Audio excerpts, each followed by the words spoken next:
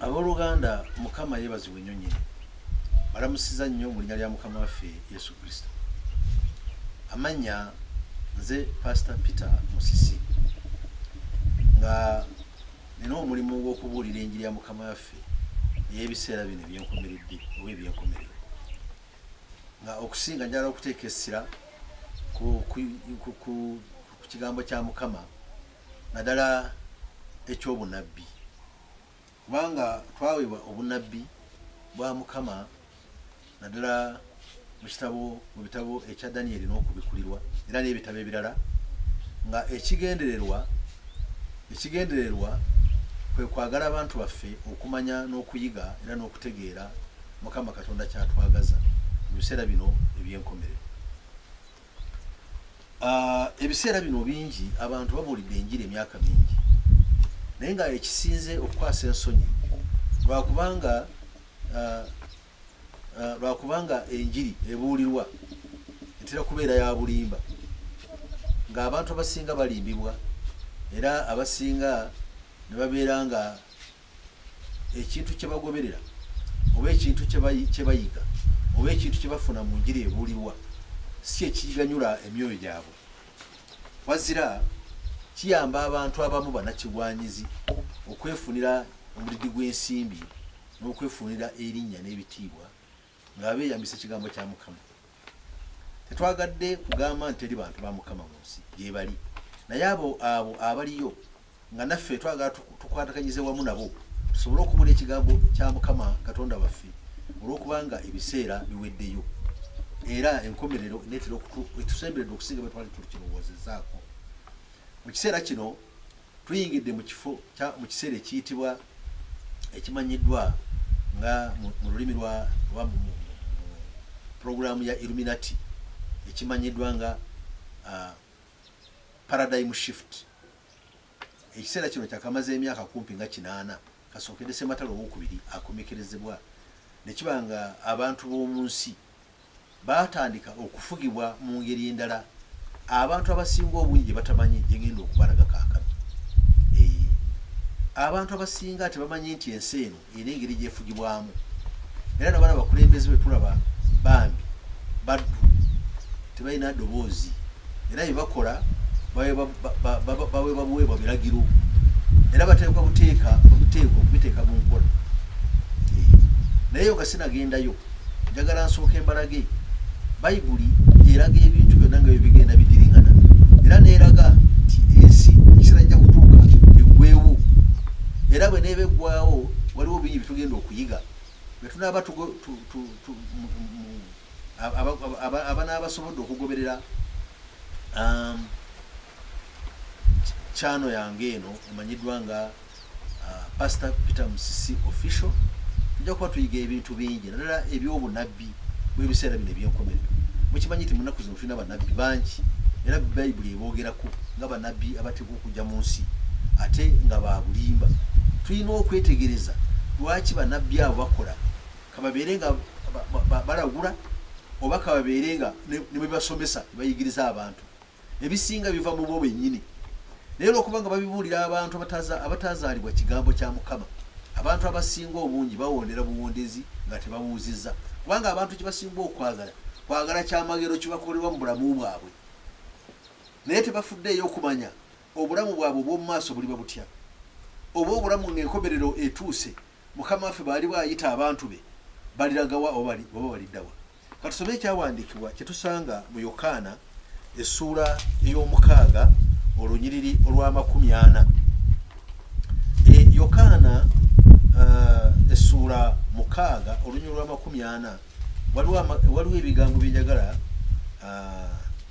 tubenga tukwasaganya okumanya. Ekigambo kigamba nti kubanga kitange kyayagala kye kino, buli muntu yenna alaba omwana n'amukkiriza abe n'obulamu obutaggwaawo. Nange ndimuzuula ku lunaku olw'enkomerero. Mukama abawe omukisa mwenna abaganjegese era abagoberera chano eno. Mukama abawe omukisa mungi.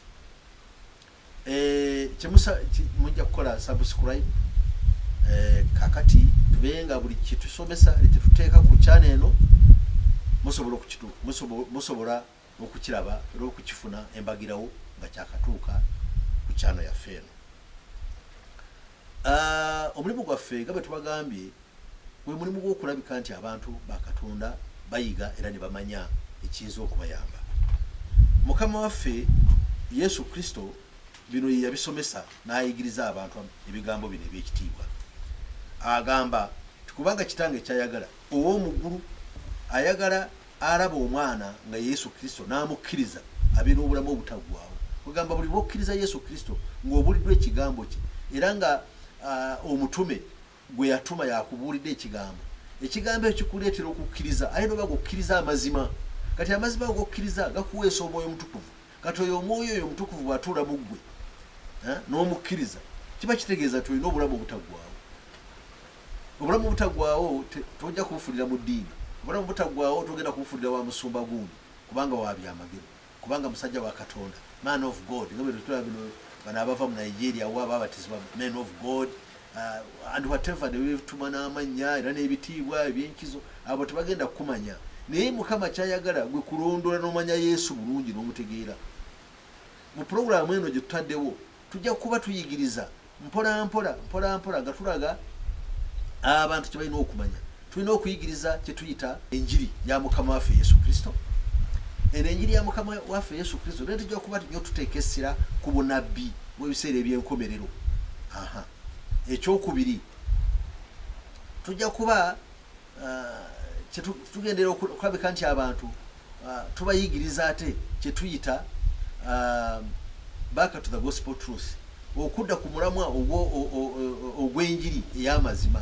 Tuve ku bino ebyogerwa abantu bye bateekateeka era bye batuleetera. Ekyokusatu kye tuteekwa okuyiga kye kigambo mu Lungereza ekiyitibwa stigmatized knowledge. Stigmatized knowledge kwe kumanya oba kwe kumanya n'otegeera n'oyiga ensi ennyini gye tubeeramu amazima gaayo bwe gafaanana. Kubanga ensi ya Setaani nga bwe tugenda okulaba, Setaani yafuga yali ku ntebe.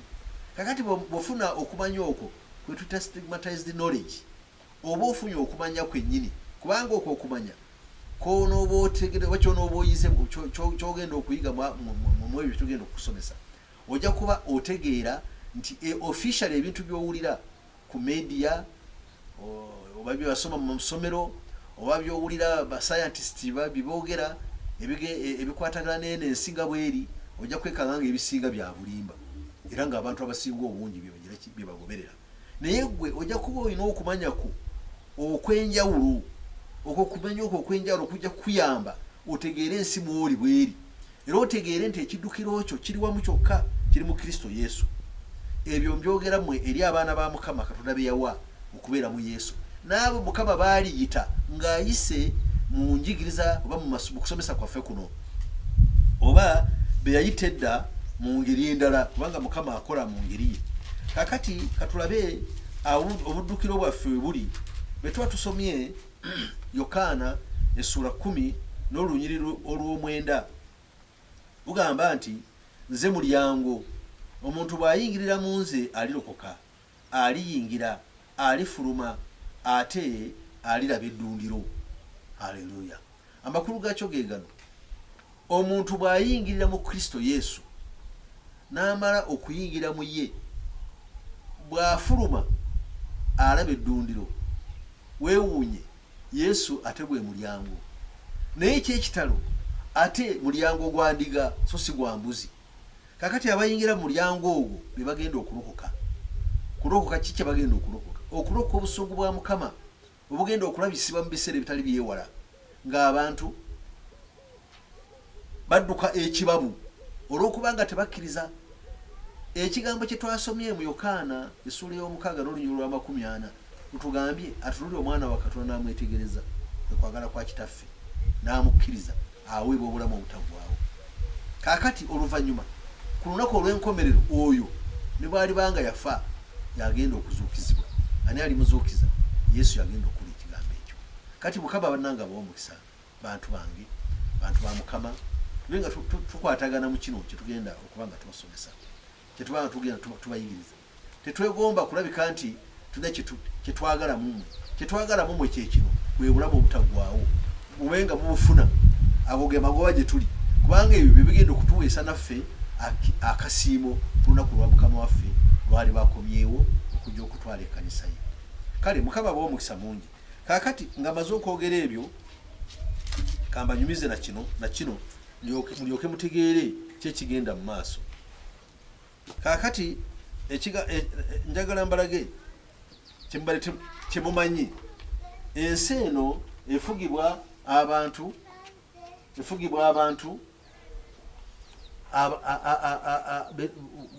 botosobola kutegeera yadde okumanya kakati abantu abo olwali ogenda okubayiga ensi obufuzi obugifuga bwakolebwa mu ngeri ya triangle oba pyramid oba pyramid abamanyi ezennimi ng'oluzungu oba olungereza bagita pyramid. That pyramid eno bijja kunsonya ne bwe bakozesezaamu ebigambo ebibunga bya luzungu tewajja kutubalinga abasinga obungi manyi olulimi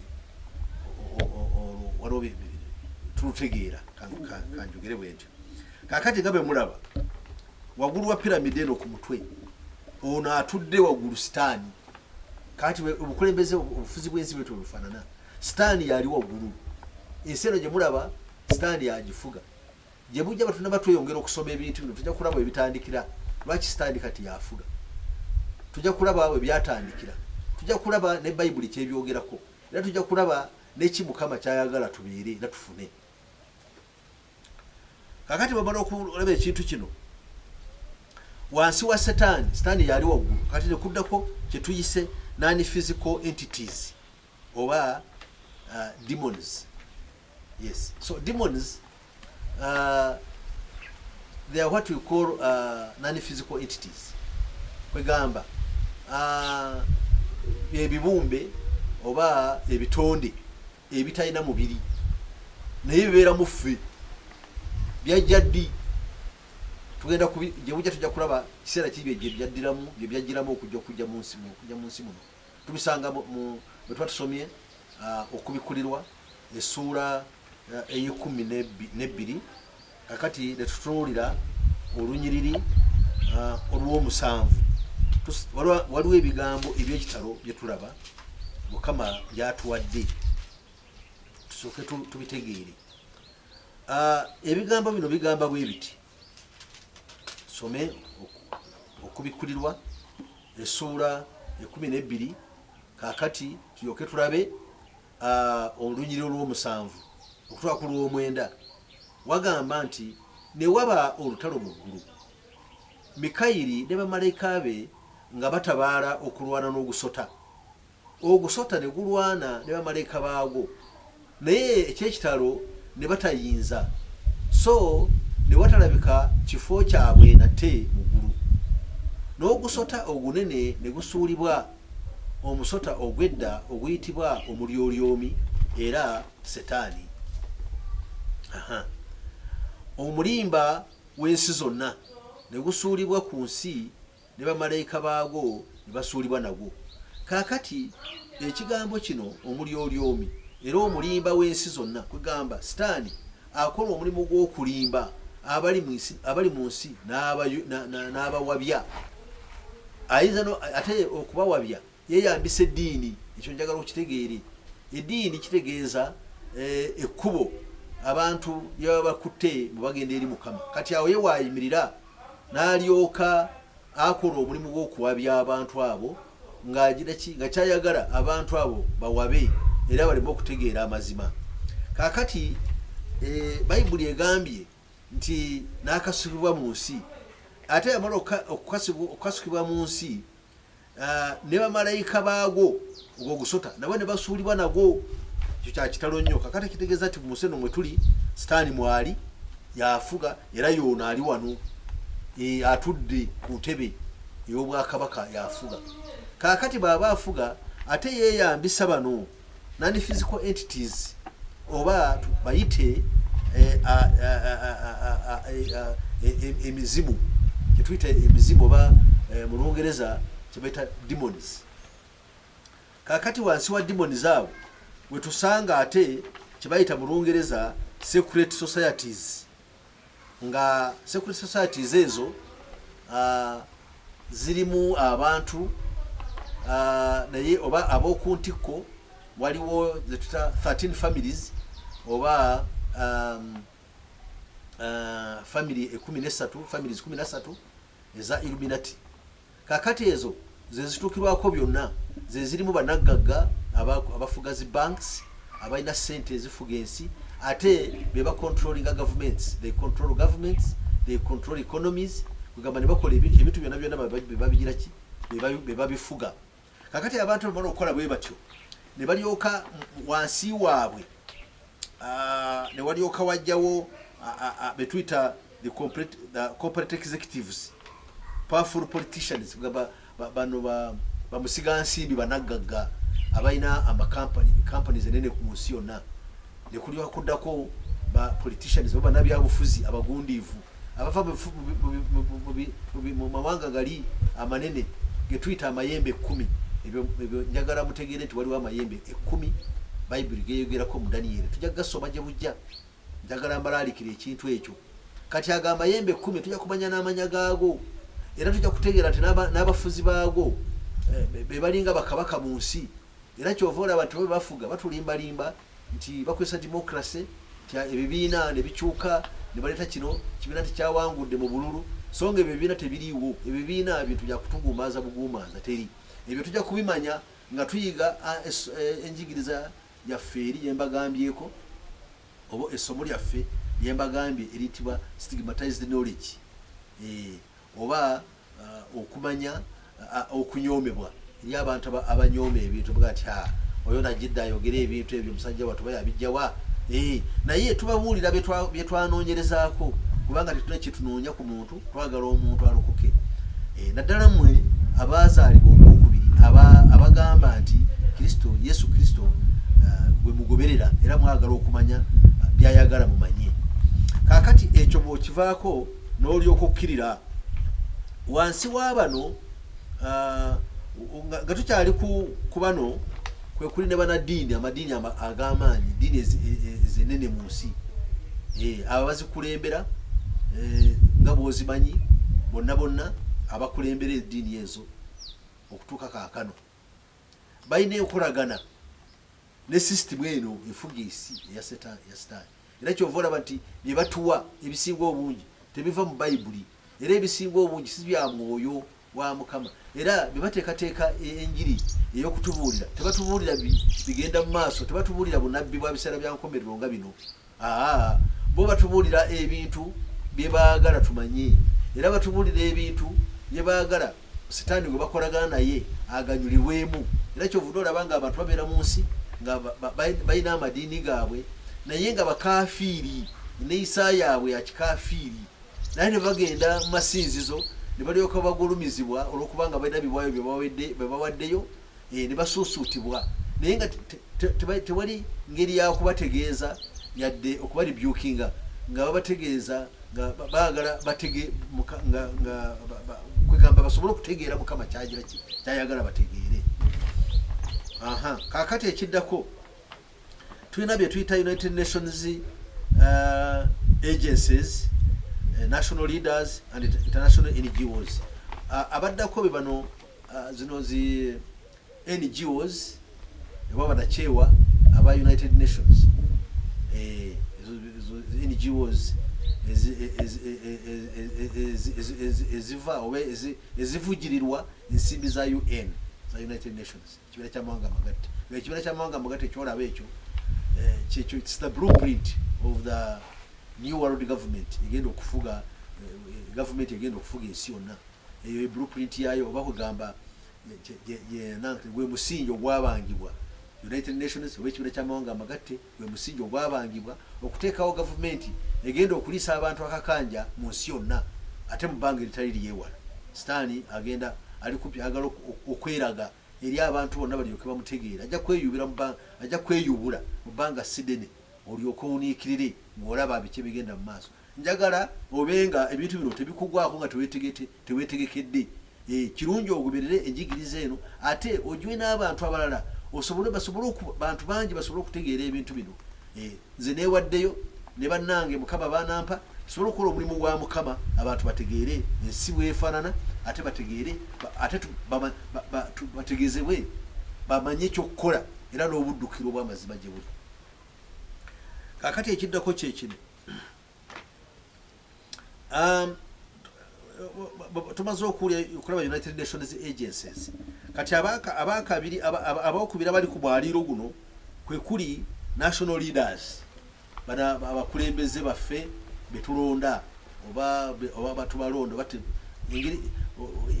anyway engeri ekubo lyonna bayitamu okusobola okutuuka ku ntebe, abo tubayita national leaders. Kakati bali mweno kategori eno oba mutulu balino eriri ku mwaliiro guno gwolaba. Kakati abo ne baddirirwa oba bali wamu ne international NGOs. Waliwo United Nations NGOs ne wabeerawo ne international NGOs. Nga bwolaba bino bakugamba nti waliwo NGO naawe ozimanyi za nsi yonna ziyamba abantu, naye butuufu teziyamba, zina kye zikola mu kuleeta obuzibu mu nsi.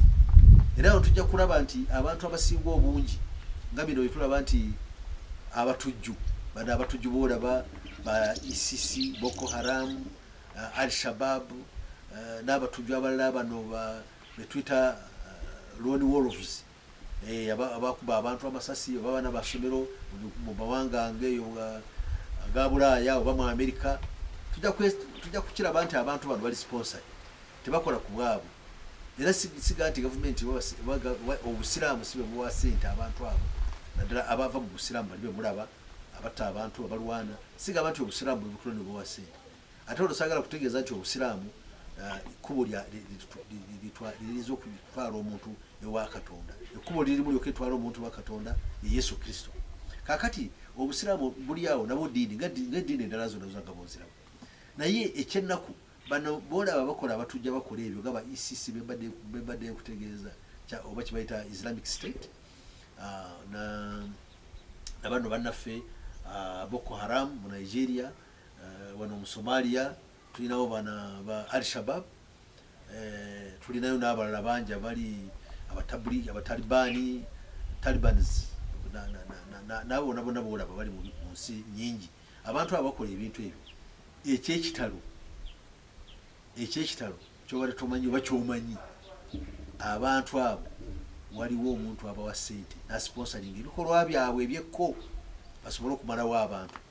Naddala kye baagala kwe kuteekawo obunkenke obwateekebwateekebwa mwaka gwa 1971 ng'ekigendererwa kwe kuteekawo olutalo zisabyalo oba zisabantu olugenda okusinziira ku nzikiriza z'abantu, nzikiriza zaabwe. Kati olutalo tugenda okulwana era lugenda okumalawo abantu abangi. Kaakati bituvaawo ne tulyoka tukkirira waliwo kye tuyita mindset changing agencies. Waliwo agencies oba emikutu egiyina omulimu ogw'okukyusa mindset zaffe.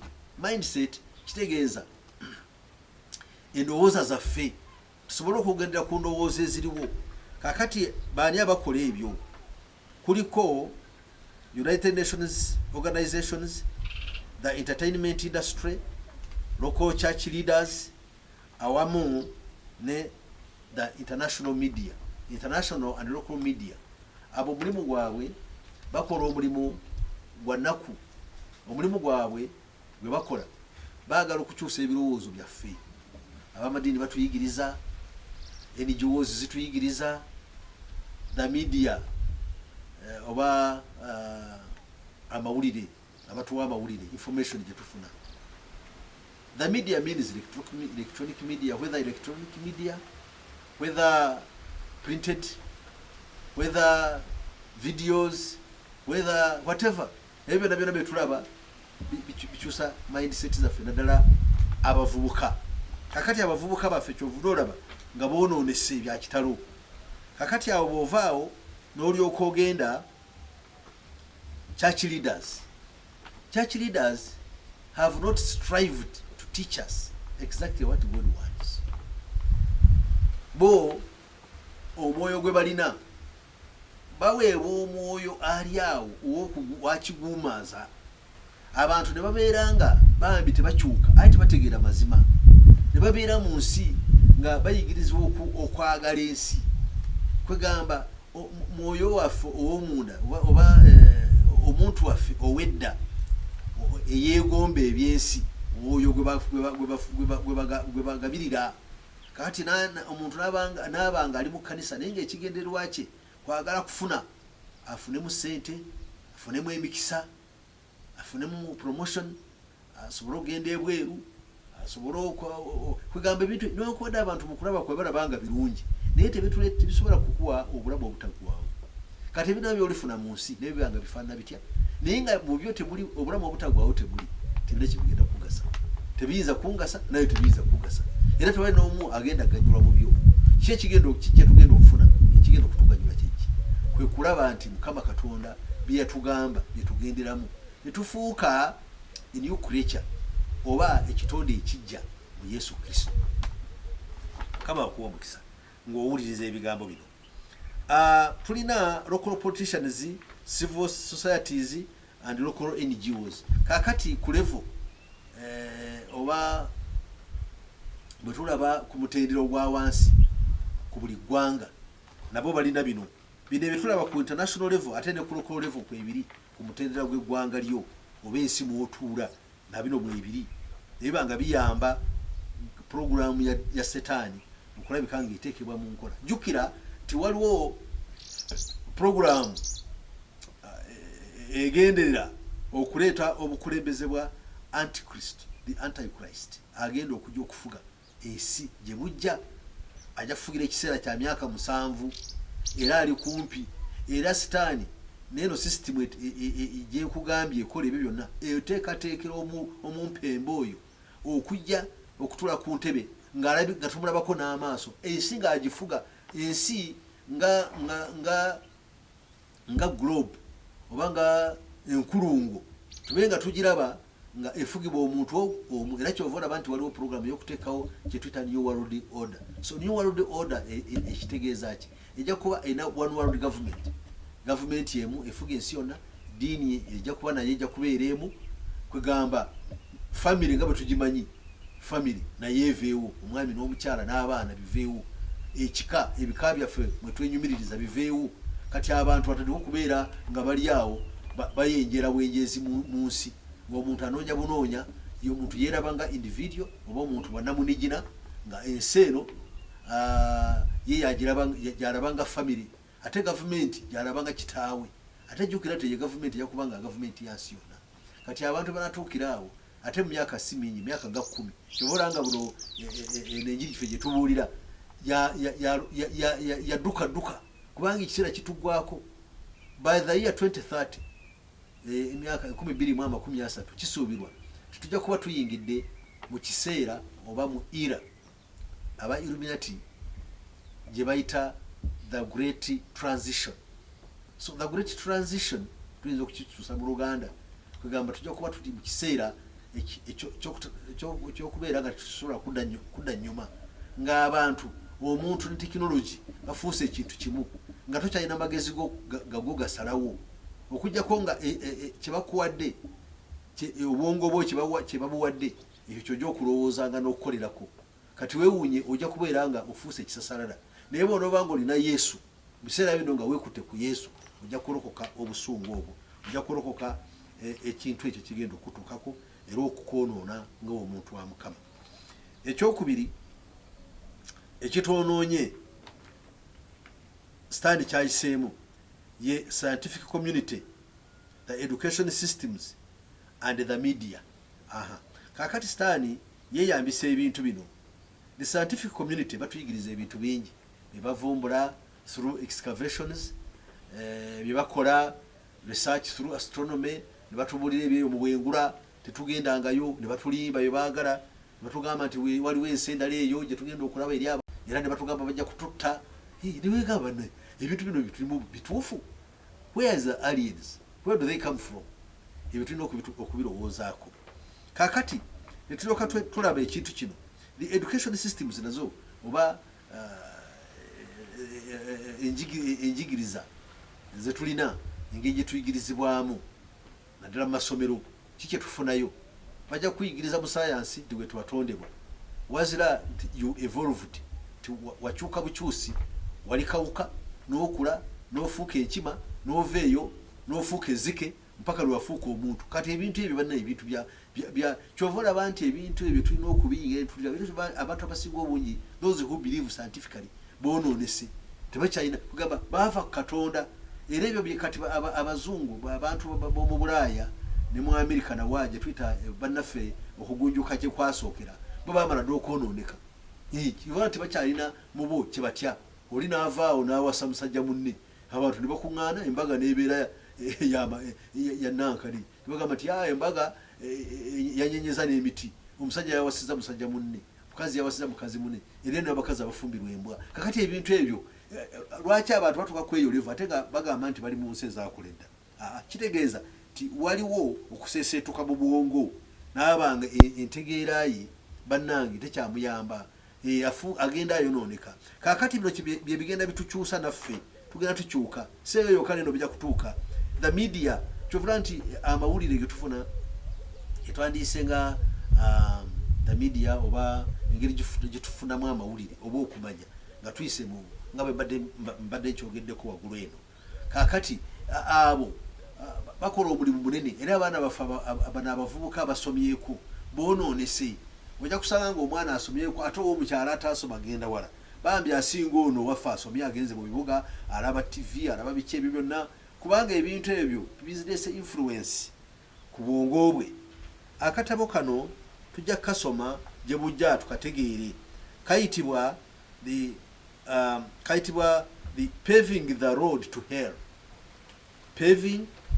to hell kalimu ebintu bingi ebyekitalo ebitulaga ensi gyeraga naddala abavubuka bye bagenda okugwamu kakati omulimu gwaffe bulina tulina okubeerawo tutangire ekintu ekyo bannange kireme okutwonoonera abantu oba si nsonga abantu abasinga obungi Yesu yagamba bo ekkubo bali mu kkubo gazi era ekkubo eryegazi ligenda kubatwala mu geyeena naye abatono Mukama baalonze basobole okutegeera amazima badduke ekibabu kyova olaba nga tulina okubabuulira ebintu bino biyinza okuba nga bipya mu matuugo biyinza okuba nga badde bimanyiiko naye bwe tulina okukwataganyiza awamu kyomanye nange kyemanyi ne tuba nga tusobola okukikwasaganya ate nga tweyambisa ekitabo kino badde ekitabo kino kimulaba kitabo kya kitalo nnyo ekitabo kino ekitabo ekitukuvu mulimu amagezi gonna agakwekebwa naye tegakwekebwa nti abantu baleme okugamanya wazira Mukama yayagala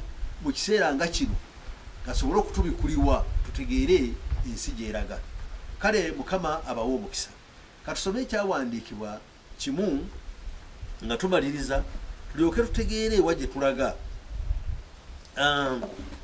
ekyawandiikibwa kino kyakusaalirwa sinani badde ntandikirako naye kankitandikireko tugenda kukisoma mu bbanga erijja naye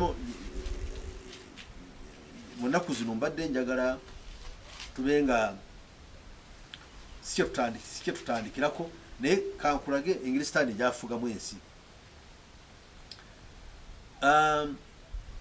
okubikulirwa essula 12 tulaba ku lunyiriro lwokusatu ebigambo bino njagala obitegereze ne walabika akabonero akalala mu ggulu era laba ogusota ogumyufu ogunene ogulina emitwe 7 n'amayembe 10 ne ku mitwe gyagwo engule 7 n'omukira gwagwo ne guwalula ekitundu ekyokusatu eky'emunyenye ez'omu ggulu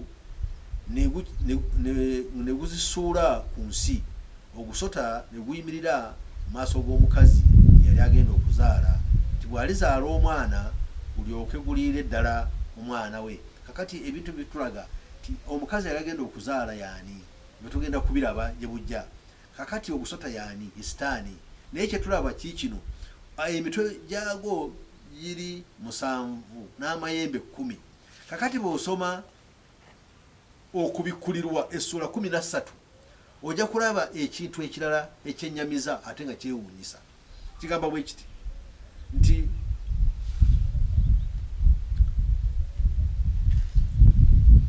nti ne guyimirira ku musenyu gw'ennyanja nendaba ensolo ng'eva mu nnyanja erina amayembe 10 n'emitwe 7, ne ku mayembe gaayo nga kuliko engule 10, ne ku mitwe gyayo amannya ag'obuvoozi. N'ensolo gye nalaba yali efaanana engo, n'ebigere byayo ng'ebyeddubu, n'akamwa kaayo nga kaali kafaanana ng'empologoma oba ak'empologoma. No kakati ekyekitalo wulira kino, n'ogusota gwe gwagiwa amaanyi gaayo n'entebe yaayo ey'obwakabaka n'obuyinza obungi. Kakati banna ebigambo bino tujja mpola tujja kubiyiga yoke tubitegeere tuve mu kizikiza. Ogusota gulina enfaanana yaagwo, emitwe 7 n'amayembe 10. Naye bw'otunuulira ate ensolo eyava mu nnyanja naye erina bwefaanana erina emitwe 7 n'amayembe 10. Wulira ekyekitalo kikino, ogusota gwagiwa entebe yaagwo, entebe y'ogusota ey'obwakabaka. Ogusota tegwakomaawo, ne gugiwa ensolo eyo, ne gugiwa n'obuyinza obungi. Kaakati wuliriza kino, tujja kwetaaga okumanya ensolo yaani, ensolo kyeki, ogusota gyani. Kati tumaze okulaba ogusota ye sitaani of course, naye ensolo eno tulina okumanya yaani, tulina okumanya ensolo kyeki, akabonero kaakyo kyeki kaayo, era ekifaananyi ekigenda okuteekebwawo kisiizibwa abantu kyeki. Kakati ebyo mbikuwadde bikuyambe obenga olowooza. Kati bwe tunaba tuddamu okwogera ebigambo bino, naddala bwe tunaba tugenda tuyiga, nja kusaba oteekawo comments zo, kyomanyi kyobuuza wansi awo. Olwo omaze okuteekawo comments tujja kusinziira okwo tulyoke tukole ate tetuyigiriza nga tulaba nti abantu abagoberera kye baagala okumanya tulyoke tugire ki, tulyoke tute abantu tulyoke tuyigire wamu, kubanga okuyiga omuntu ayiga mpola n'alyoka atuuka ate ku ekyo kyayagala. Bane Mukama bampeera omukisa era abawa amaanyi mu bye mukola ne byemwagala okutuusako engalo zammwe, naye nga mulowooza ku by'obulamu obutaggwaawo, nga mulowooza wa gye mulaga, kubanga tufa buli lunaku. Ate okufa ennaku zino ogenda kubeera kwa kyerore. Mulaba zino endwadde, tujja kulaba mu Bayibuli ezo endwadde zaalagulwa bwe ziri. Tugenda okulaba entalo, obukyayi, abantu bakyawaganye, abantu bakyayagalana, abantu battiŋŋana, ebyo byonna tujja okulaba wa gye biva. Kale Mukama abawa omukisa era abankuumire. Kaakati katusabe.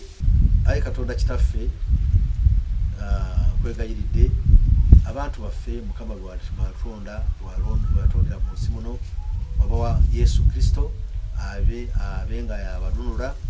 Basabira ayi Mukama bategeere ebigambo bino bitwogera, obikule obwongo bwabwe n'okumanya n'amagezi gaabwe okutegeera, balyoke bamanye ayi Mukama kyoyagala, kubanga olina kyoyagala ekikyo abantu kibatamanyi. Oyagala abantu bakkirize Mukama waffe Yesu Kristo omwana wo, ate balyoke baweebwe oluvannyuma lw'okumukkiriza obulamu obutaggwaawo, n'oluvannyuma lw'okuva mu bulamu buno obw'ensi, kubanga kyatteeka omuntu okufa. Ku lunaku olw'enkomerero lwateekateeka ate tulaba lulabika luli kumpi nga bwe tubali tubinyonnyola. Ayi Mukama babali banga ku lunaku olwo bwe bali bazuukizibwe nga baweebwa engule ey'obulamu obutaggwaawo. Ayi Mukama, uli okusaba n'okwegayirira kwaffe.